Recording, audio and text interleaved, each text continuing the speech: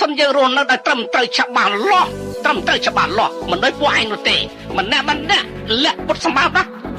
ស្របតែសម្បកក្រៅអញ្ជើញយើងឡើងឋានលើបែរជាឲ្យយើងទៅចិញ្ចឹមសេះនិងមើលប៉ែឲ្យពួកឯងទៅវិញ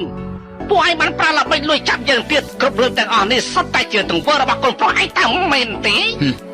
ក្រែថាអ្នកខ្លាំងជន់កអ្នកខ្សោយមិនក៏និយាយពាក្យអត់បានការច្រើនម្លេះហេតុអីទោះជាយើងធ្វើបាបគេមុនតើវាយ៉ាងម៉េចពួកឯងគិតថាខ្លួនឯងជាប្រអិនក្នុងចំណោមមនុស្សចេះ